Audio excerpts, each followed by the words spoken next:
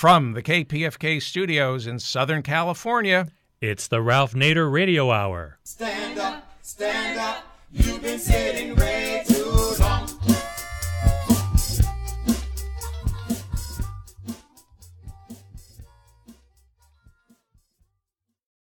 Welcome to the Ralph Nader Radio Hour. My name is Steve Skrovan, along with my co-host David Feldman. Hello, David. How are you today? Incredibly excited about today's show.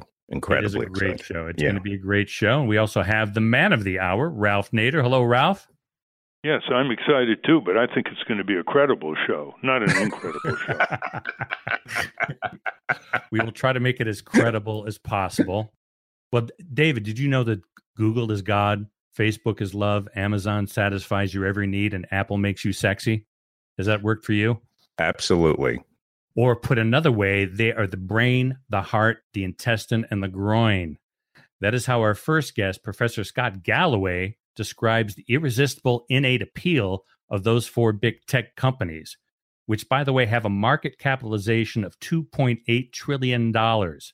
That's equivalent to the gross national product of France. Professor Galloway wrote a book about these companies called The Four, and the title of his article in Esquire is one of my favorite titles of all time. It's called Silicon Valley's Tax-Avoiding, Job-Killing, Soul-Sucking Machine. I think if I ever have a disco band, I may call it that. And we'll be talking to Professor Galloway about how he believes that despite the value these companies provide, they need to be broken up for the good of the country and the world. Also on the program, we're going to be talking to former CIA operative Michael Mirich, who after a long career in government has written a book about his own political philosophy entitled Thoughtful Pauses, part of which is not unrelated to our first topic. Mr. Mirich has something to say about how modern communication shapes our thinking about the way we govern ourselves. As always, we will take a pause in the middle to hear from our corporate crime reporter, Russell Mokhiber, and if we have time, also knock out a listener question or two. But first, let's hear about Silicon Valley's tax-avoiding, job-killing, soul-sucking machine. Scott Galloway is a professor of marketing at NYU Stern School of Business, where he teaches brand strategy and digital marketing. In addition to founding several businesses himself, Professor Galloway has been named one of the world's 50 best business school professors. He's the author of The Four, The Hidden DNA of Apple, Amazon, Facebook, and Google, and his article over at Esquire, well, it's monumental. Welcome to the Ralph Nader Radio Hour, Professor Scott Galloway. Thanks for having me. Well, Professor Galloway, one interesting aspect of your article in Esquire earlier this year is you start out indicating you have a conflict against your own interest instead of a conflict of interest. That is, you've started internet companies. You teach at the NYU School of Business, where Amazon recruits is the biggest recruiter of your students. You have been the recipient of appreciated Apple and Amazon stock. And your conclusion from all of this, 2 decades of experience, quote, it's time to break up big tech, end quote. The big tech you talk about are Amazon, Apple, Facebook, and Google. And you're one of a handful of deep, wide, and broad framework critics of these big four. Some would add Microsoft and call it a big five. So I'd like to get to our listeners the following suggestion. Hang in there for the program. You will emerge with a much clearer estimate and assessment of what these big four companies are doing to you and not just for you. So let's start with the market share. What I'd like to have this program end up in, Professor Galloway, is a meeting with the Department of Justice antitrust lawyers so we can put some critics in touch with them, including you, and orient them to a new kind of antitrust analysis which redefines the concept of market share to begin with. Let's talk about the market share of these big four companies, one by one. Let's start with your list. Amazon first, Apple, Facebook, and then Google. Sure. So first off, it's great to be with you. I'm obviously grown up with you, Mr. Nader, and I'm excited to be here. So Amazon, where to start? So 45% of all e-commerce is done through Amazon. And you're talking about the distribution channel that receives more market capitalization and is arguably the most important channel of commerce in the world. And almost one in every $2 flows through Amazon. 70% of all voice right now in the home is controlled by a retailer, and a third of all computing, which it's supposed to take place via voice or without a screen in the next 24 months. That means a retailer is going to control a fifth of all computing. And this computing is different because you don't have the benefit of sight and you can't see what other brands or other options are available. You are subject to the discretion and whims of an algorithm that's fed to you via a friendly female voice called Alexa. 30% of cloud computing, the fastest, most profitable growing part of technology is the cloud, and one company has a third of it. So you have a company now that loses and gains the market capitalization of FedEx in a single trading day and controls or has the dominant leadership position in what are arguably the most profitable and influential components of tech. So there's evidence everywhere that the company's gotten too powerful. It can take entire consumer markets down by 10, 20, 30% in a single day just with a press release. But the market share here is staggering. I assume we're going to go to Apple next. Yeah. So Apple's market share relative to Android is actually, I don't want to say low, but lower, anywhere between 10 and 25% of smartphones, depending on how you account for them. Where Apple shows its dominance is in its profitability, and that Apple is the most profitable company in history. This quarter, Apple will do more profits or double the profits that Amazon has done its entire lifetime. In addition, you have, as an example, Apple is in the last couple quarters growing faster than Spotify in terms of music, even though Spotify has a far superior product, because Apple is pre-installed on 1 billion iOS devices and can put forward their inferior products, Apple Music, and thereby sort of steer consumers using their portal power and what I believe is anti-competitive behavior to steer consumers to an inferior product, which is the downside of a monopoly. Continuing to keep going, Facebook, 80% of our time on a phone is not talking to anybody, it's in app. And 4 of the 5 top apps are owned by one company, Facebook. So your mobile phone isn't really a communications vehicle, it's a vehicle for the delivery of Facebook. 4 of 5 of the biggest apps, 6 of the top 10 owned by one company. Sure. Instagram, WhatsApp, Messenger, and the Facebook core platform are the 4 biggest apps in the world. And number 5 is Snap. And all 4 every morning get up and aim their sights squarely on number 5, Snap. And Snap is, in my view, the walking dead. We need more diversity. We need more competition. But if the 4 biggest retailers in America, Kroger, Walmart, CVS, and Home Depot, got together every morning and said, our mission is to put number 5, Target, out of business, Target would go out of business. And that's what you see happening with Facebook's domination of the app economy. Again, more anti-competitive behavior that is bad for innovation, bad for small business, bad for our tax base, bad for job creation. And then moving on to Google, what is the most important process in the world? Is it when solar flares emerge from the sun as the source of all life and heat? Is it the moment of conception of life? Or is it when we go from intention to action? When you think, all right, I'm interested in finding out more about Brexit. I'm interested in understanding more about the Me Too movement. Where you go in terms of your intention is dictated now by Google, where 3 billion searches are conducted every day. And what Google's proportion of the market? 92 to 93%. Control. Now, we're not talking about China here. The market is how big beyond the United States, the 92 to 93%? Well, by dollar volume, you're talking about a market that is now bigger than the entire advertising market of any nation, with the exception of the U.S., and will probably blow by the U.S. in 2 years. So imagine if the entire ad market in the U.S., every billboard, every TV ad, every commercial message, 9 in 10 of those messages were controlled by one company. Would we be cool with that? Because that's where we are with Google. Google is incredibly dominant. And then you start adding them together. Google and Facebook control 2/3 of all digital marketing. So you have a concentration of power here that rivals any concentration of previous companies when we've decided that it was time to move in and break them up. So the market power and the concentration is staggering and also reminiscent of the past when we've decided to move in and do something about it.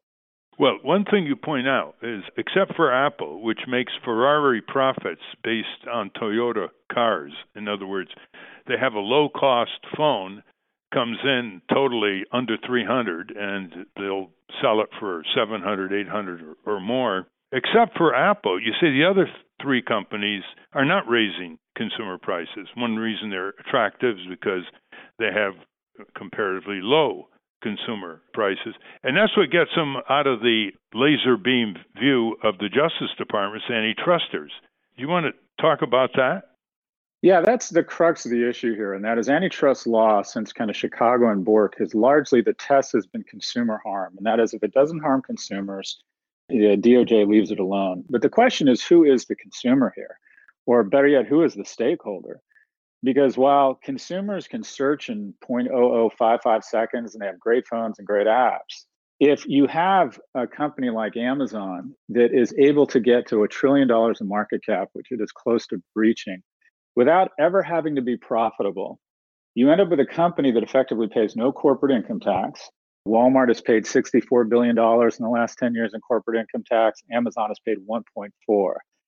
You have a system that's essentially institutionalized a regressive corporate tax structure. And it's all because we have decided that these companies, if they're good for the consumer, are good for society. And you hit the crux of the issue. The thing we're going to have to wrestle with is what is good for the consumer in the short term always good for society? That's the key question here. And the other thing I would put forward is we don't know what we're missing. If you read the Wall Street Journal or look at CNBC, you'd think we're living in a great era of innovation. We're not. We're living in an era of non-innovation. There were twice as many new businesses being formed every day when Jimmy Carter was president 40 years ago than are being formed today, because these companies are so powerful, they can perform infanticide on small threats, and they're prematurely euthanizing big companies, which are traditionally bigger employers. Do you think that they're engaging in predatory pricing to drive out competitors before they raise their prices to consumers? Oh, 100%. I mean, these companies can price. Amazon, if you were to really account for the cost of Amazon to get you your Nespresso pods or your groceries or your toys, and you were really to account for the cost of the infrastructure they put behind that, they are pricing these products at near cost, or some would argue even below cost. And when the Chinese did that with steel and used their clout and their financial strength to price steel below the cost such that they could gain share and have long-term dominance, we called it dumping. When Amazon does this, we call it innovation. And the general viewpoint is, if a consumer can get their products for less, then it's just terminally a good thing. And I would argue over the long term, it may be a bad thing, because we have effectively a retail ecosystem. Keep in mind, retail is the third largest employer in America, where there's one company garnering all the shareholder gains, and that's the company in Seattle. There's a few instances of other companies holding on, Walmart, some great specialty retailers, but every day Amazon announces a good quarter, their stock goes up and the rest of the market for retail goes down, because the general assumption of the marketplace is that everyone's going to go out of business but Amazon. Yeah, as you say, the minute they indicate they may go into drugs, selling drugs, the drug company stocks go down temporarily. But let's talk about the broader philosophy of antitrust here. When it started with the Sherman Act and the Clayton Act over 100 years ago, its focus was not on consumer welfare. Its focus was on breaking up concentration of economic power that translates into political power. And the one thing about your book, The Four, in your article in Esquire, we're talking to Professor Scott Galloway, Professor of Marketing at NYU. The one thing you point out is, first of all, they grossly underpay their taxes. Second, as a percentage of their revenues, they have probably the lowest number of workers, so they're not really good for jobs. And third, the revenues they get are what you call zero sum. That is, they're not creating new consumer dollars flowing to them in terms of where they make their real money is on ads. They're taking ads away from the conventional corporation ad sub-economy. So you're very focused on the many diseconomies and the destructive impact. And you can see this power in Seattle just the other day, where the Seattle City Council, seeing all the homelessness and unaffordable housing, certainly a consequence of the impact of Microsoft and Amazon and other companies there, they wanted to have a tax on these large companies, a very tiny tax, they started out with $75 million a year and they ended up with $48 million, in order to help alleviate homelessness and unaffordable housing. And Amazon and Jeff Bezos, who's worth $140 billion, that's with a B, listeners, dollars, cracked down on the city council with hammer and tongs and got them to reverse their decision and get rid of the $48 million annual tax. And Microsoft was involved in that lobbying too. That's just the kind of incredible greed and power. I mean, he wouldn't even feel that, even if he paid the whole thing. I wrote a column saying that Bezos should donate that as a charitable contribution. He's part of the parsimony of the plutocrat syndrome in this country. He's not very charitable, even in safe ways of taking some of his money and giving it to charities around the country. So you're very fundamental in that.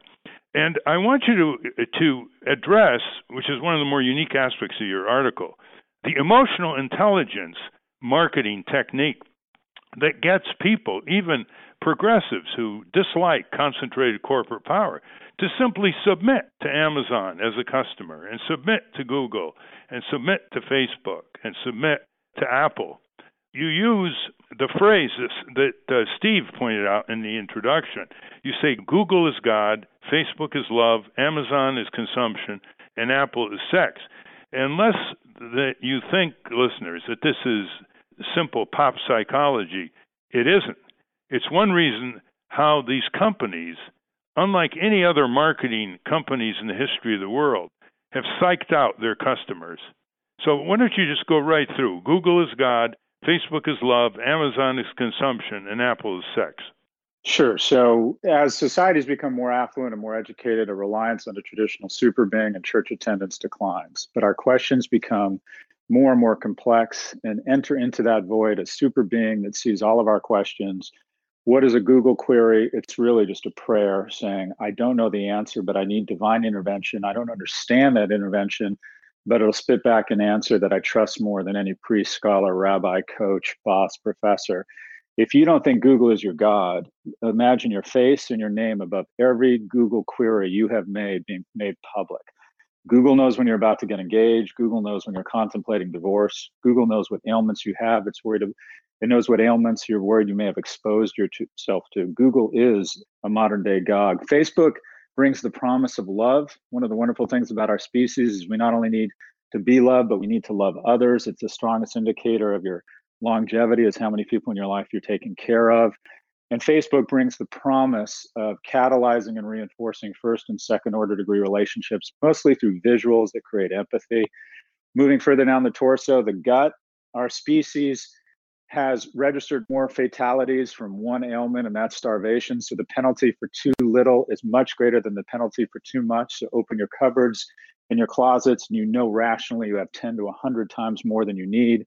But that rational thought is immediately washed over with the instinct of, yes, but I'd sure like more. So more for less is the original business strategy. It never goes out of style. It's the fastest growing economy in the world employs that strategy. That's China. It's typically the most valuable company in the world that is able to do that better than anyone. It used to be Walmart. Now it is Amazon. Amazon is our consumptive God. And finally, our ability to signal our worth as mates, our ability to seem attractive such that we can marry someone that is sort of above our weight class in terms of strength, speed, and intelligence is the basis for evolutionary progress. The most efficient way to signal your worthiness of the innovation class, that you live in a city, that you can afford a product, as you mentioned, that costs $268 and pay $1,000 for it, is to carry an iPhone. So God, consumption, love, and sex, these companies have disarticulated who we are and reassembled them in the form of for-profit companies, aggregating a market capitalization, as you mentioned, greater than the GDP of France and creeping up on Germany. You know, the other aspect is, in prior programs, Professor Galloway, we've concentrated quite heavily on the privacy invasions and the consequences for youngsters and of all ages of these companies, Facebook, Google, you name it, floating all over the world, flouting norms, flouting FTC decrees with Facebook, and laughing all the way to the bank. This is far worse than Orwell's 1984. This is Huxley's Brave New World on steroids. And given this, let's say you're arguing to the Department of Justice antitrust lawyers who really need to get up to speed here on these companies. How would you argue the antitrust case? That you should open an investigation and panel grand juries, decide whether they're going to go on a civil cause of action or a criminal cause of action. And who do you think in the big four that you've noted are the leading candidates? How would you rank them? Let's say you're meeting with the Justice Department lawyers. I would appeal to their greed glands, and that is all the arguments being made against the breakup of big tech. And I've been making this argument for a couple of years now. And it was initially 24 months ago seen as just crazy. And slowly but surely, the argument is seen as less and less crazy. But when we broke up Ma Bell, there were all these arguments that we won't be able to compete against foreign telco companies, that we need one company with this size to make the requisite capital investments. And we went ahead and we broke up Ma Bell anyways. And what we found out was there was a lot of technology and innovation lying fallow in Bell Labs, and it unleashed a torrent of innovation, cell phones, fiber optic, data, that resulted in massive increase of stakeholder value. And I believe that beyond the moral arguments, and I think there's a lot there, I think the primary way to appeal to the Department of Justice and to our economy and to our lawmakers is that we're not talking about inhibiting or even punishing these companies. We're talking about oxygenating the marketplace. And that is more mergers and acquisitions, more millionaires, maybe fewer billionaires, but more millionaires, more jobs, more venture-backed companies. If we had 12 outstanding companies instead of 4.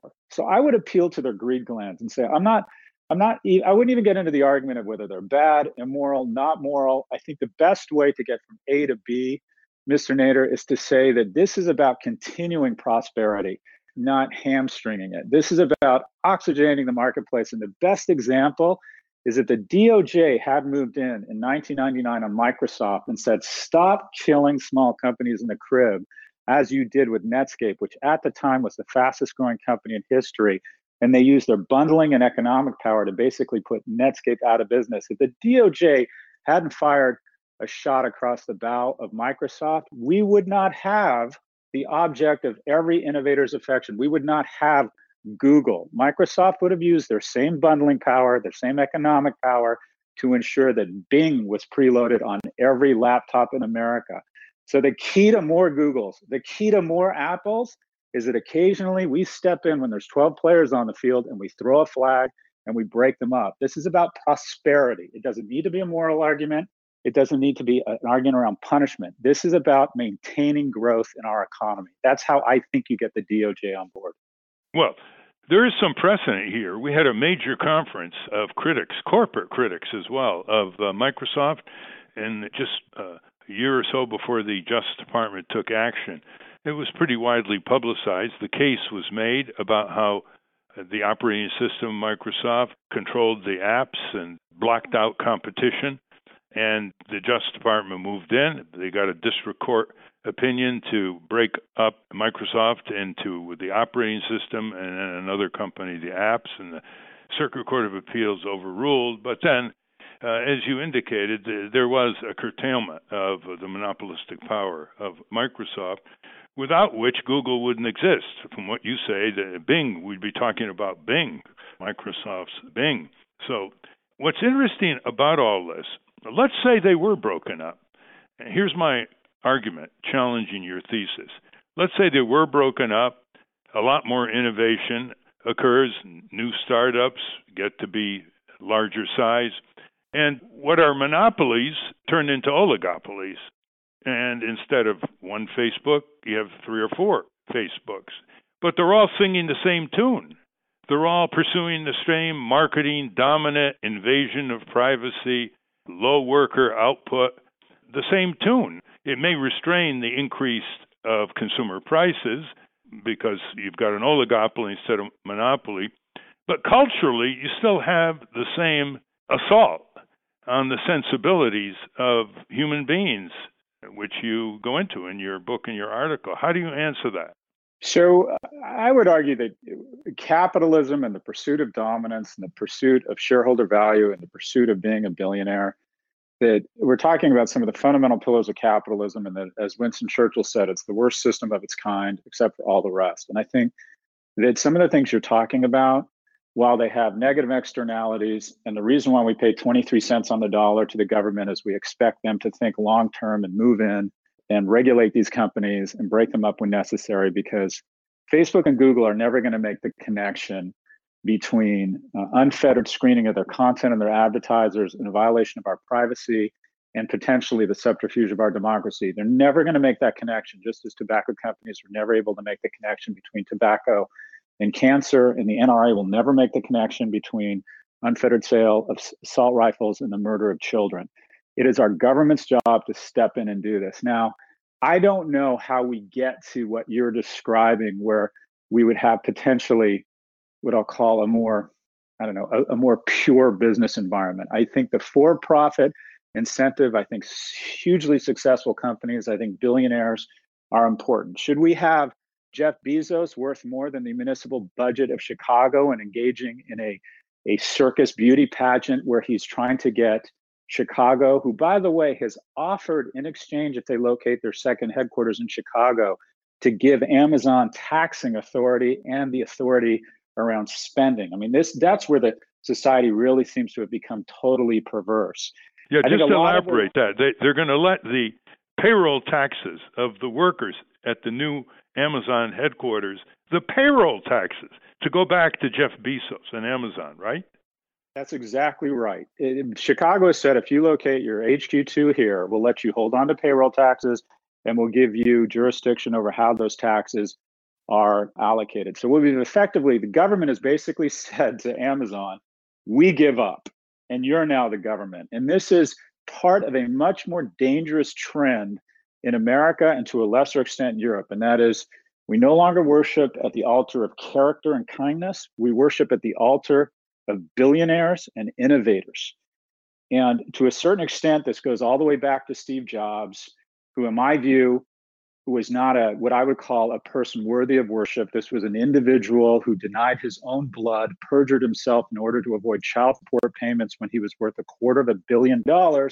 But because he made an amazing phone, we've decided to a certain extent, he's the new Jesus Christ in this religion we call innovation. And we don't subject these companies to the same scrutiny and the same standards that we've held other companies accountable for, whether it was fossil fuels, whether it was tobacco. At some point, we elected people that moved in and said, we're gonna regulate you and start thinking about the long-term interests of our society, not necessarily what's better for shareholder value, not necessarily what's better for the consumer in the short run. And we don't seem to have the backbone to do that with innovators. The Pope called it idolatry of money. I would call it idolatry of innovators. Listen, let us factually startle our listeners, Professor Galloway, with two segments in your Esquire article. You say Facebook, which was founded 14 years ago, boasts a $542 billion market cap. That is, its shares are worth $542 billion, but employs only 23,000 people. I mean, there are 23,000 people that worked in a big auto plant in the 1940s. And you break it down, $23.4 million per employee, 10 times that of Procter & Gamble and Intel. So in terms of advancing ratios like that, in terms of advancing robotics with Amazon, this is very bad for job formation in the future and for young people. The second excerpt was really stunning. I'm going to let you describe it. It's an exchange with Chairman Richard Burr, Republican of North Carolina. Doing what? Well, his closing statements were basically saying that to Twitter, Facebook, and Google that we need your help, that you're our front lines of defense and against foreign actors or bad actors. And I thought that was frightening. I've taught over 6,200 students at NYU Stern, including 450 fine young men and women from the Army, Air Force, Navy, and Marines. And I can tell you without reservation that we are in much better hands and would be much better off if we continue to rely on the commitment and the courage and skills of our armed services. They are our front lines of defense, not the Zuck. And the fact that the head of the Senate Intelligence Committee has decided in any way that social media platforms are our front lines of defense means we have lost the script. Indeed, he just pleaded with the general counsels of Facebook, Google, and Twitter facing him in a Senate hearing. He says, quote, "Don't let nation states disrupt our future. You're the front line of defense for it," end quote. What? They're giving these companies governmental functions? That's your point, right? We have decided that these companies, it goes beyond that. We've decided that these companies are our heroes, are Jesus Christ, and that they supersede government authority. And they're now putting people on Mars. They're now coming up with social programs. They're creating their own municipal transportation systems for their employees, their own food. We're slowly but surely barreling towards a society in Europe and the US where we have 3 million lords being served by 350 million serfs. And the thing is, Mr. Nader, I don't even hold these companies accountable. I think for-profit companies are, at the end of the day, they're there to serve their stakeholders, and a key stakeholder is shareholders, so they're pursuing profits and earnings growth. I'd like to see them behave more responsibly, but I don't think they're, at the end of the day, the ones that are culpable here. I think the people that are really culpable here is the man in the mirror or the woman in the mirror, specifically our citizenry that fails to elect officials, that holds these companies accountable and under the same scrutiny that we have held other industries. We have decided that these innovators, these companies, are not subject to the same regulation. If your radio show had been weaponized by the foreign intelligence arm of the Russian government, we would have shut your radio show down. But when Facebook does it, they don't even get a fine. They don't even shut the platform down for a day.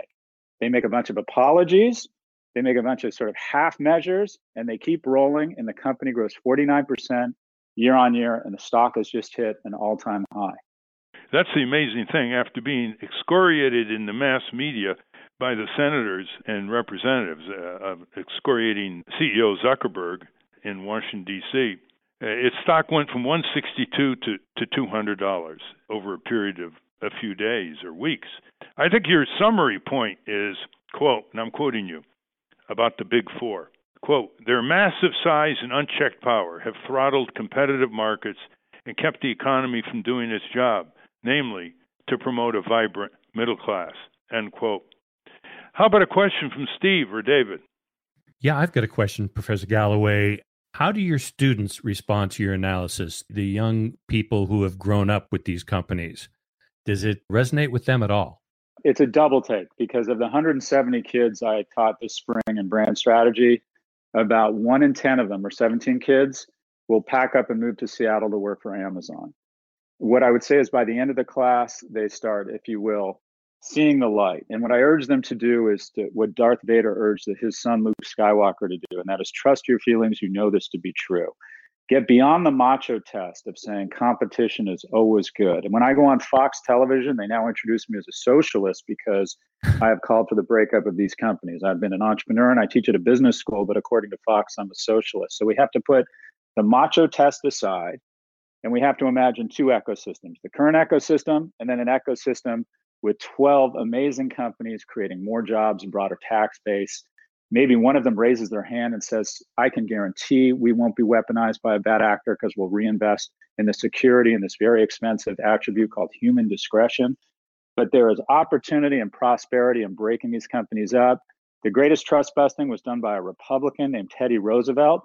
So search your feelings. You know this to be true. We would have a better ecosystem, better wages, more vibrant middle class, and a better planet if we do to these companies what we have done to others when they have reached a point where their influence and power is suppressing innovation and suppressing competition. You know this to be true. Search your feelings. It is time.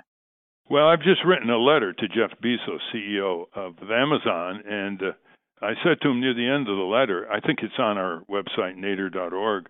At the end of the letter, I said, you know, the antitrust laws have not caught up to you. The consumer laws have not caught up to you. The tax laws have not caught up to you. Probably your major risk is an ambitious Alexa roaming the world out of your control. That's not exactly a metaphor, is it? Yeah, that's the argument around artificial intelligence. I'm not as worried about sort of a Skynet scenario where artificial intelligence becomes out of control. At the end of the day, I think we need to elect officials who put the Commonwealth ahead of our idolatry, as I call it, of innovators. And we need elected officials that will stand up to these companies and do what's best for the country, for the Commonwealth long term. And if you give the market capitalization of these companies, its growth, to a statistician, and then you give the decline in the growth of middle class wages, and you don't label either of those data sets, the statistician will say, I don't know what these data sets are, but they look to be inversely correlated. And it's time we started connecting the dots and recognizing that unfettered growth, a small number of companies, is bad for the greatest source of good and progress in the history of mankind, and that's the American middle class. Ralph, let's talk about this upset in New York, where a progressive candidate named Alexandria Ocasio-Cortez beat I think he was a 4-term congressman in upstate New York. Yeah, this was really a tremendous upset. I had just met with Congressman Joe Crowley, who is a 10-term congressman. 10. He outspent her 10-1. He was an experienced politician. She was 28 years old, college graduate. Her name is Alexandria Ocasio-Cortez. Her parents came from Puerto Rico. And marvelous focus on issues. As she said, this isn't about ethnicity. Almost half of the people in Congressman Crowley's district are Hispanic. She said this is about policy. And her policy was full Medicare for all, free choice of doctor and hospital, tuition-free higher education, $15 an hour minimum wage, and she wasn't distracted by any name-calling. And to Congressman Crowley's credit, after he heard the stunning news that he was upset by a 28-year-old challenger in a relatively safe Democratic district, he actually got his guitar out, I hear, and sang a very nice celebratory song for her, which shows he has some class. Yeah, really. That seems unheard of. Born to Run. That's what he sang. He sang Born to Run? Oh, yeah. Wow. Ralph, he was a darling of Wall Street. He was getting all his money from Wall Street, and that's why he was almost in the number 4 position to take over from Pelosi.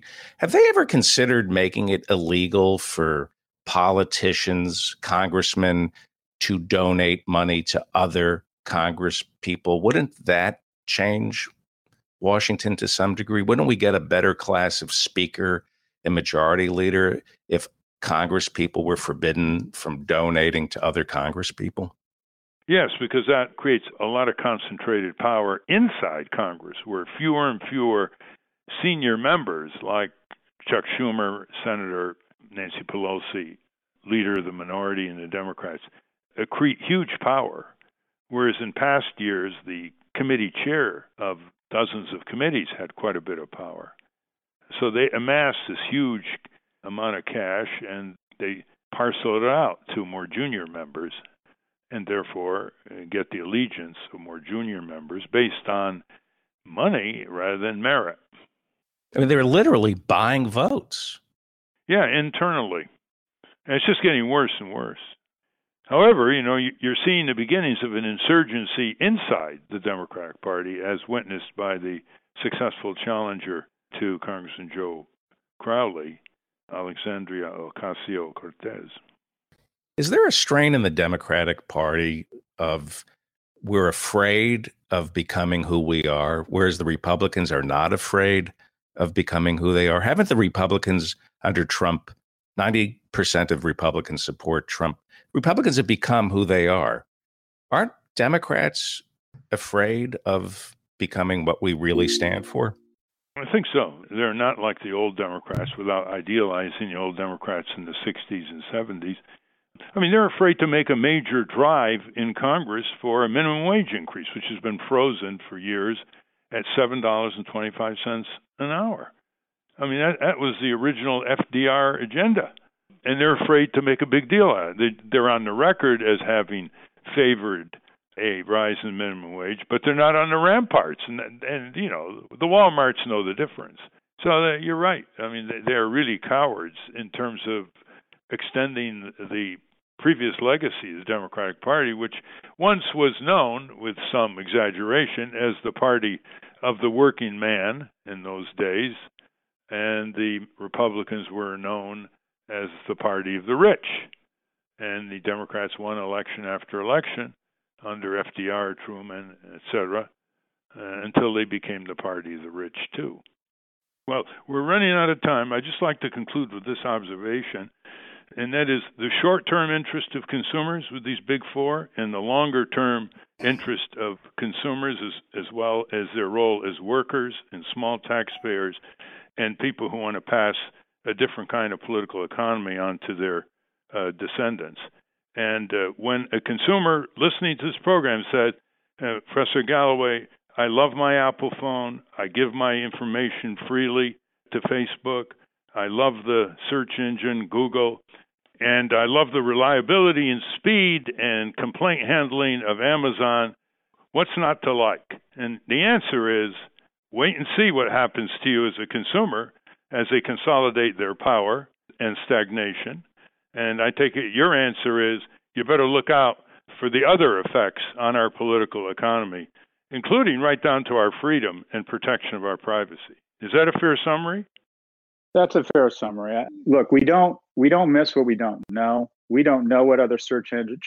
Try to get a search engine, a social media platform, or an e-commerce company funded right now. It's nearly impossible. So we don't know what we're missing because we don't have a robust private venture market anymore. Entire sectors can be taken down by billions of dollars just with a press release from Amazon. The key to consumer prosperity is, among other things, competitive markets, and the markets are no longer competitive because a small number of companies have way too much influence. Thank you very much, Professor Scott Galloway of NYU Business School, author of the book The Four, mainly Amazon, Apple, Facebook, and Google, and author of a supremely motivating read in Esquire this last March. Thank you very much. Thanks for having me. We've been speaking to Professor Scott Galloway, whose article in Esquire entitled Silicon Valley's Tax-Avoiding, Job-Killing, Soul-Sucking Machine, and whose book The Four we will link to at RalphNaderRadioHour.com. Now let's take a quick break and check in with our tireless corporate crime reporter, Russell Mokhiber, who will fill us in on the latest battles on the corporate crime wave front. After that thoughtful pause, we will be joined by a man who literally wrote the book on thoughtful pauses. You want to find out what that's about when we come back. You're listening to the Ralph Nader Radio Hour. Don't go away. From the National Press Building in Washington, D.C., this is your Corporate Crime Reporter Morning Minute for Friday, June 29, 2018. I'm Russell Mokhiber. A new study of psychopaths has found that a large number live in the Northeast with heavy concentrations in Washington, D.C. The study was conducted by Ryan Murphy, a research assistant professor at Southern Methodist University in Texas. It was first reported in Newsweek magazine. Psychopathy is characterized by traits such as lack of empathy, selfishness, and superficial charm. Psychopaths tend to be extroverted and charming, yet largely devoid of guilt, empathy, and love. They do things purely for their own interests, have shallow relationships, and place blame on others when things go wrong. Murphy said that the top 5 for psychopaths were Washington, D.C., Connecticut, California, New Jersey, and a tie of New York and Wyoming for 5th. The states that are the least psychopathic are West Virginia, Vermont, Tennessee, North Carolina, and New Mexico. For the Corporate Crime Reporter, I'm Russell Mokhiber. Thank you, Russell. Like our first guest, Scott Galloway, our next guest has a lot to say about the effect of big tech on our democratic processes. David? Michael G. Mirage served in the U.S. Army and Marines during the Cuban Missile Crisis. He was also a CIA officer in the Far East and in South America, and retired to the private sector as a corporate development executive. His book is Thoughtful Pauses, A Political Philosophy, which has been described as a gripping and potent work that concentrates on the foibles of the government and expresses the musings of a man who worked within this same government. Welcome to the Ralph Nader Radio Hour, Michael Mirage. Thank you. It's a pleasure being with you. Yes, indeed. When you sent me this book, and it's just, it's under 100 pages, about 70 pages, I flipped it open, looked through it, and I was pretty astonished, especially considering your background. I take it you now retroactively are fairly critical of what you had to experience over the years. And listeners, you should know that this has hundreds of insightful 1 or 2 or 3 line observations on politics, economics, war, wisdom, as well as interesting short essays called Democracy, the Most Logical Formula for World Conquest. Mr. Mihrish is big in discerning manipulations by the powerful over the many. The one that interested me was Chapter 4, The Law, Society, Servant, or Master. And you have a very interesting take as a non-lawyer that I think law students should pay attention to. And if I may summarize it, basically say, when the law does not emerge from the moral, ethical culture itself, it can be seized and used as an instrument of repression or oppression by the few over the many. And when it is emerging from the moral and ethical culture, it can be a thing of beauty in terms of justice. Is that a fair summary? Yes, it is. It's a very good summary. I would tell you that we need the law. Every country needs the law.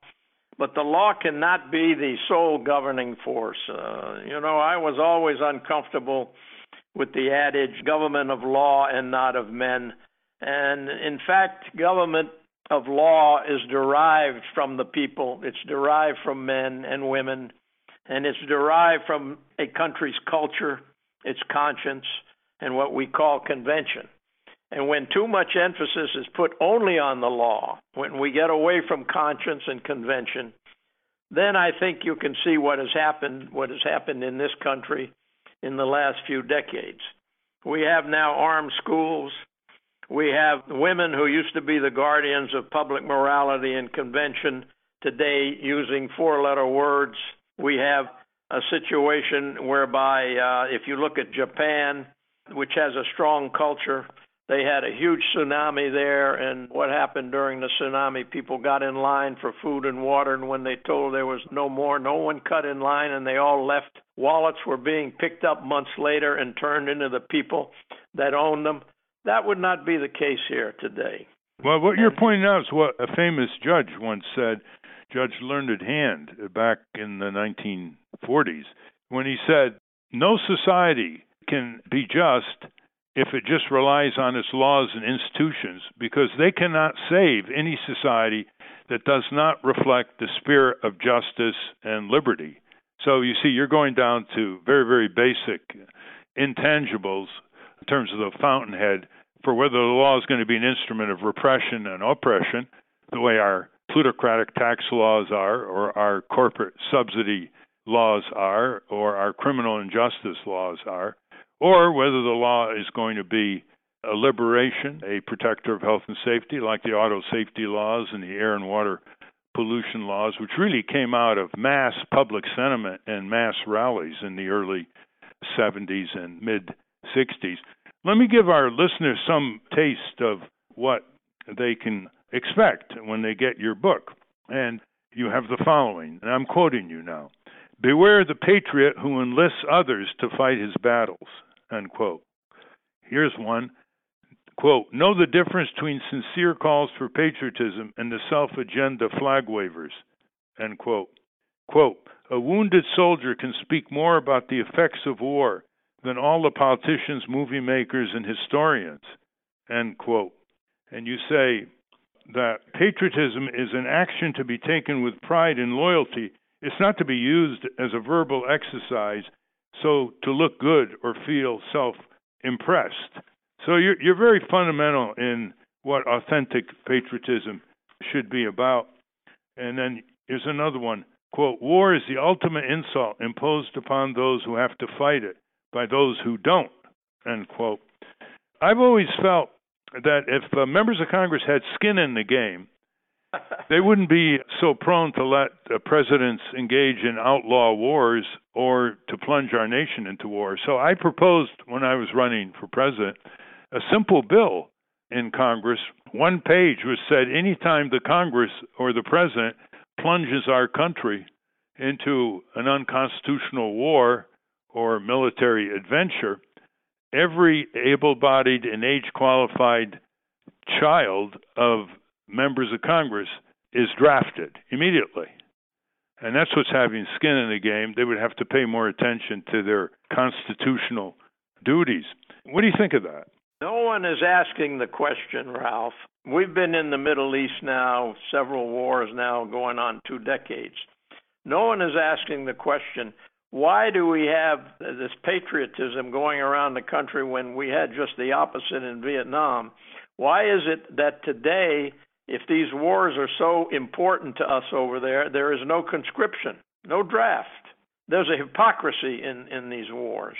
And until the people start looking underneath to what's going on in this country, we're going to continue to get away with it. Our government is. When I was in Vietnam, I was there from 65 to 67. After 4 months in country, I said, what are we doing here?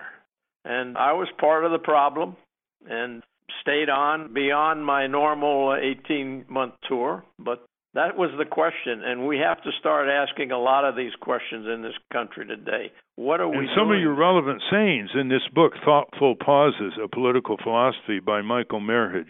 Listen to this one, listeners.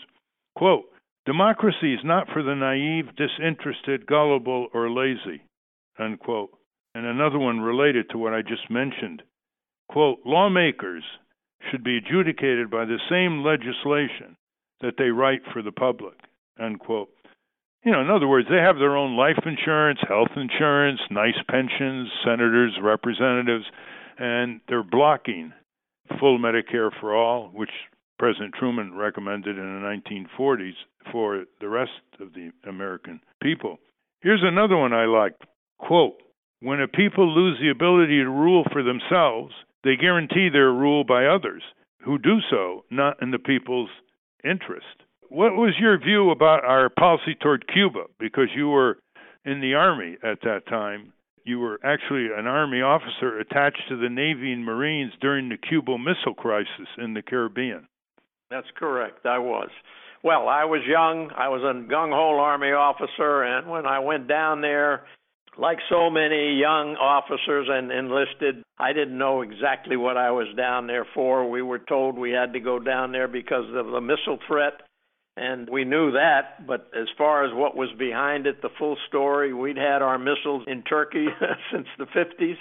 And, well, I shouldn't go into it, but there was a Russian which we had recruited at the time, and Kennedy was not taking much of a risk because that colonel, white Russian colonel, was telling us that if we stopped them, they would not run the blockade, and they were not in a position to get into a war down there. But this has been going on now for decades and decades, and what are we doing? I think we've only hurt the people there. We've hurt some of the people here. No one of the politicians are going to stand up and say enough is enough now. Let's deal with what we have to deal with. Fidel was not a good leader. He was a ruthless leader, and he kept the island under his control. He might not have been as successful had it not been an island. But, there comes a time where you have to deal with other countries and other governments that you don't like. And I think this was a mistake to keep it going for so long. Well, your views on patriotism certainly qualify you to be a speaker somewhere on the 4th of July. Here's one of your statements, quote, the super patriot is often merely an overzealous bully looking for a lame excuse to inflict harm upon someone else, end quote. That sort of applies to the Paul Wolfowitz and the Dick Cheneys and other neocons who plunged our country into this interminable war that's metastasized to other countries in Iraq in 2003, undeclared war, illegal war, violating the Constitution, federal statutes, and international treaties that we belong to. Another thing you're very critical of is the concentrated media. And you have said again and again that a concentrated media can do more harm than government institutions, echoing Thomas Jefferson. What are your thoughts on that? We have a media today that is used as an instrument to rule. And until the people realize what it is used for, we're going to keep going down the same road, and eventually you're not going to have to worry about enemies from without. You're going to have to worry about the enemies already from within. The media they're saboteurs, they're used to rule, they lie, they cover up, and, they are a propaganda mechanism that unfortunately, too many of the Americans still do not see through. And the ones that do see through some of it, they don't see the total damage of the media. They just put it into political. Are they right wing? Are they left wing? There's much more to the damage by our media than that. Well, you have experienced that. For example, I suspect that you have not been interviewed by many media, including public media, on your little book. There aren't many books that come out like this, especially with someone with a military and intelligence background. Have you been interviewed by NPR locally in Florida or elsewhere? Not at all. I'm sure that when I published the book, had it published, that they wouldn't be interested. But I did it mainly for myself. Well, the book is Thoughtful Pauses, A Political Philosophy by Michael Mirhage, published by Fulton Books. You can look it up and get it directly from Fulton Books.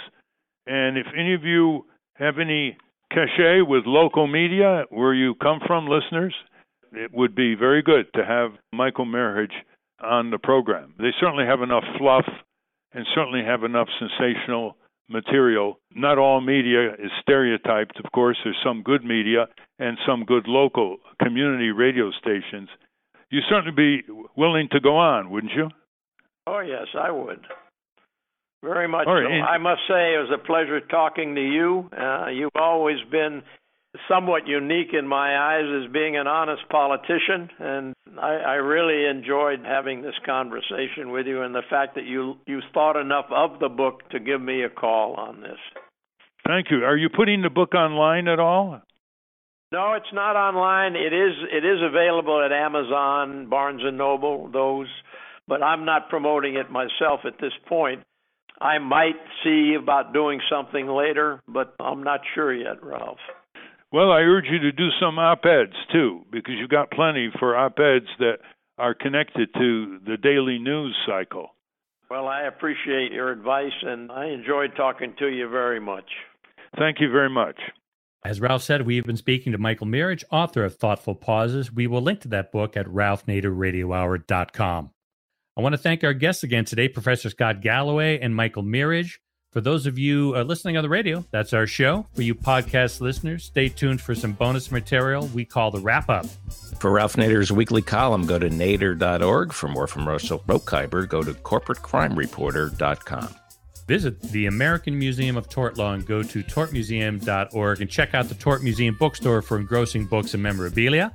The producers of the Ralph Nader Radio Hour are Jimmy Lee Wirt and Matthew Marin. Our executive producer is Alan Minsky. And our theme music, Stand Up, Rise Up, was written and performed by Kemp Harris. Join us next week when we are joined by former Ambassador Thomas Graham, who was involved in the negotiation of every single international arms control and non-proliferation agreement from 1970 to 1997. Thank you, Ralph. Thank you, Jimmy, Steve, David, and the program sort of speaks for itself, doesn't it, listeners? Spread the word. Hi, this is Jimmy Lee Wirt, producer of the Ralph Nader Radio Hour. Welcome to the wrap-up, where Ralph answers some listener questions and David gets a chance to ask Professor Scott Galloway a question of his own. Hey, Ralph, this question comes from Blaine Jensen, and he says, I was wondering if you were aware that we have a volunteer-led effort to get single-payer health care on the ballot in Washington in November. And he names the bill, and he says it's similar to the Physicians for a National Health proposal. And we have an economic study by Dr. Harold Friedman from UMass Amherst. We need to get the word out to collect enough signatures by July 6th and could use any plug or connection you might be able to offer as help. And they offer a link.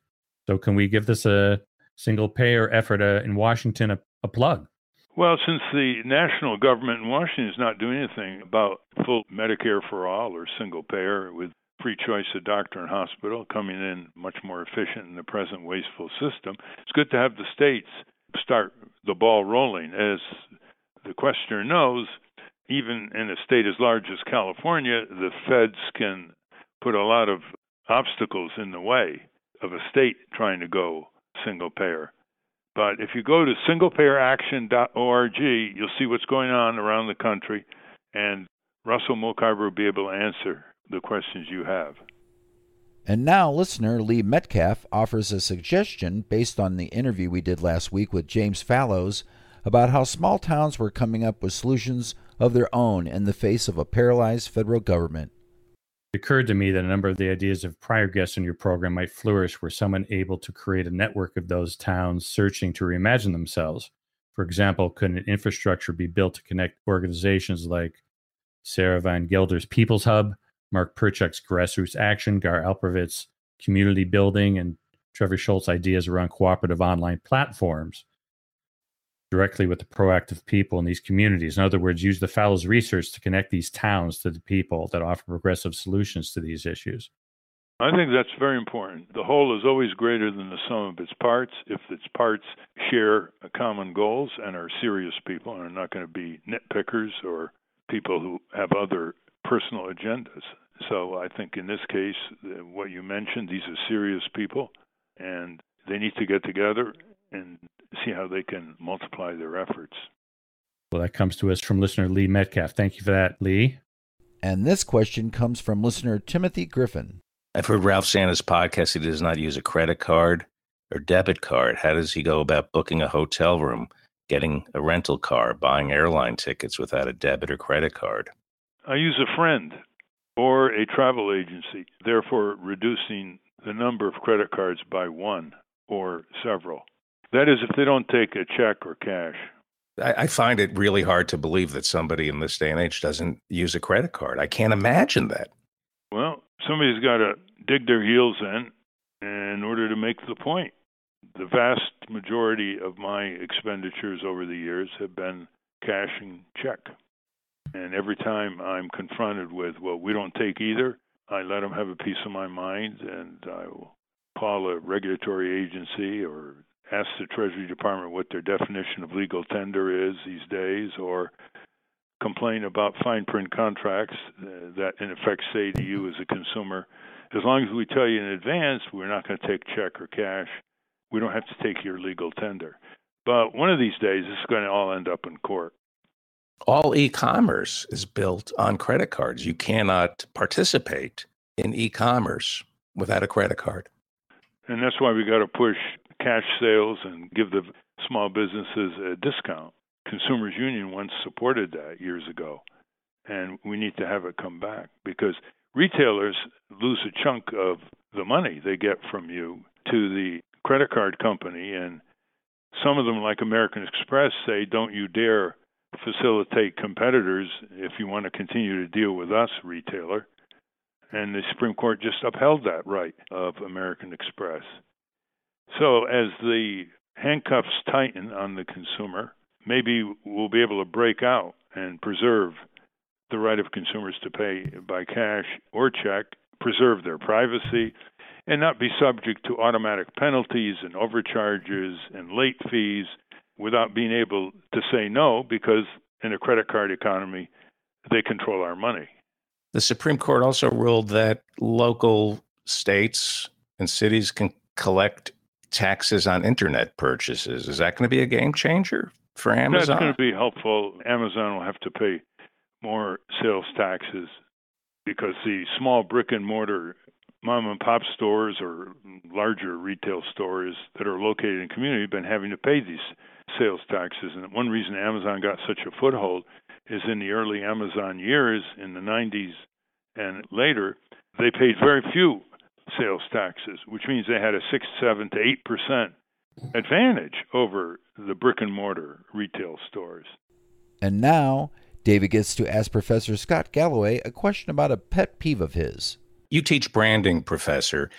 If I take an ad out in the Nation magazine, they can tell me exactly how many magazines are printed. They're audited by accountants.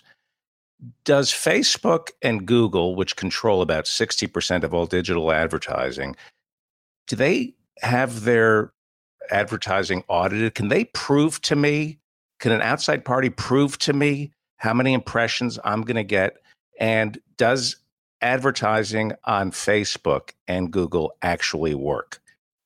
So they can actually prove with much greater granularity So let me be clear. These platforms are extraordinarily powerful.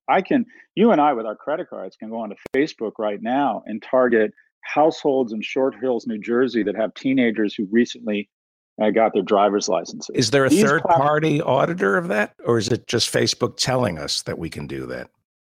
So I would argue that remember the old adage that I don't know, I know 50% of my advertising is wasted, I just don't know which 50% it is. The advertising industrial complex, the traditional marketers, benefited from that ignorance. And Facebook and Google stepped in and gave advertisers greater transparency in terms of their targets. What they have but who's giving us that transparency? Is it Google who's claiming this? Who's backing up those claims? So there isn't a third-party auditor, but you're talking about a fairly sophisticated. P&G and Unilever are fairly sophisticated, unless they've been, unless there's been huge con job here. These companies do in fact provide incredible capabilities on the advertising side. Now, where they fall, but how do we know that? Cambridge Analytica, we were told, was able to do granular micro targeting, and that turned out to be fraud. They use terms like algorithm. How do we know that Facebook can micro target? How do we know that they're not bots that we're targeting to? So there's several different issues here. One is whether or not they're providing value to their advertisers or they're misleading them. And advertisers have all sorts of tracking, whether it's brand awareness, or they can even track traffic into a store if they're a retailer. They can track how much traffic is coming from the Facebook platform or these ads to their e-commerce site and how that traffic converts. So they actually have pretty robust metrics on the ROI. Now, the percentage of identities here that are bots is something of huge debate. Some people say Twitter is actually a third of its users are bots, and that there's tens of millions of fake accounts on Facebook. To your notion around Cambridge Analytica, where I think these companies have really fallen down, is that in order to do nothing that might slow the growth of clicks and potential impressions to sell to advertisers, they refuse to screen any content or advertiser. And as a result, we have these platforms being weaponized by bad actors. Until recently, Facebook refused to even say who a political ad was being paid by. And this is something that traditional media has had to comply with for 30 years. And last year, when Senator Warner talked about or proposed a fairness in advertising legislation, it went nowhere. To be clear, all the hearings so far have been nothing but theater. You have not seen anything resembling any sort of regulation in the US. The place you're starting to see some of it is in Europe, because they register all of the downside, but they get a fraction of the upside of big tech that we do here in the US. But you really haven't seen much action. I can't get anybody to answer this question, with all due respect. If I'm selling a t-shirt as an independent businessman, and I go to Facebook and I want to do micro targeting, I want to find graduates of the Wharton Business School who I want to market to, and I pay $5 a day. Who is guaranteeing to me, what third party will guarantee to me that Facebook isn't lying to me when they say that I'm targeting these people and I'm getting those impressions? Who is the third party auditor who guarantees to me that my ads are being seen by the people Facebook claims they're being seen by? There's no Nielsen rating, you're saying. Yeah. Well, the point taken, there are third-party measurement companies ranging from Comscore and even places like the IAB that try to, or white hat companies that try to suss out what percentage of your ads are being reviewed by legitimate people. But at the end of the day, all you need is first-party validation. I know it sounds funny to be defending Facebook and Google, and that is if you're selling t-shirts and you spend $100 on print ads and you spend $100 on Facebook and Google ads, you should be able to figure out an A/B testing to figure out where you're getting the greatest ROI, distinct of the percentage of ads that are getting seen by fake or non-fake people. And what advertisers are consistently determined and are voting with their pocketbooks is the ROI on these platforms is immense. So this isn't a question of ROI or validating the return on investment. It's a question of what happens when these companies grow unfettered and just pursue shareholder value as opposed to stakeholder value, which includes the Commonwealth, includes job growth, includes taxes. And that's a wrap. Thanks for listening, and join us next week when Ralph talks to Ambassador Thomas Graham about whether we can make the world nuclear weapons free. Stand up, you've been sitting ready.